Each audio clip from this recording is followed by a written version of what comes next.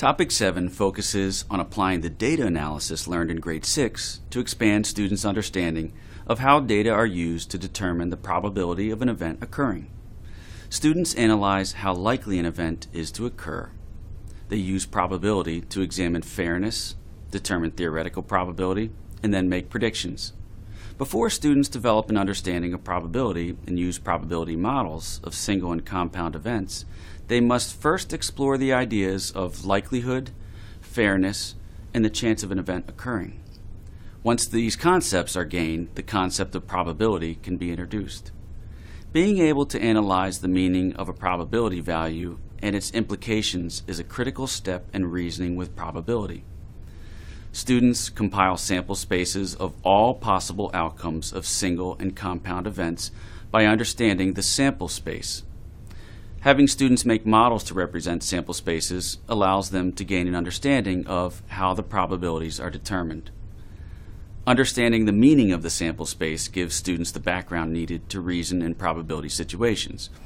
Using this example, we can see that the sample space consists of 36 possible outcome combinations of one letter matched with one number because there are 36 different letter-number combinations.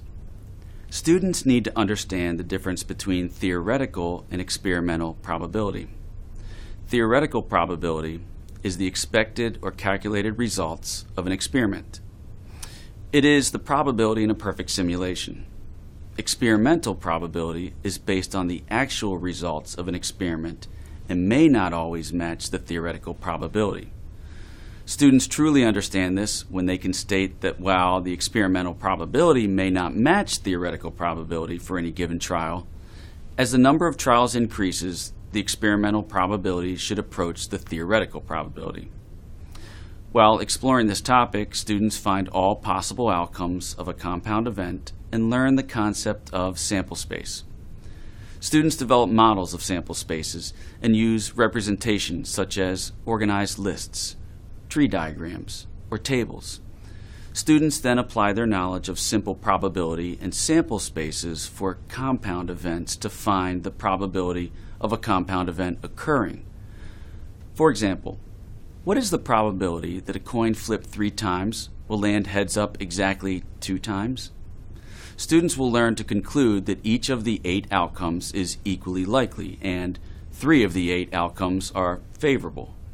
Finally, students learn to simulate compound events and assign probabilities to the different outcomes in order to determine the probability of compound events. Students create simulations using a spinner, a coin, or a random number generator.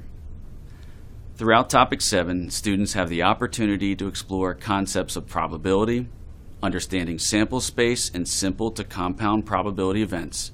They also build models to simulate probability events.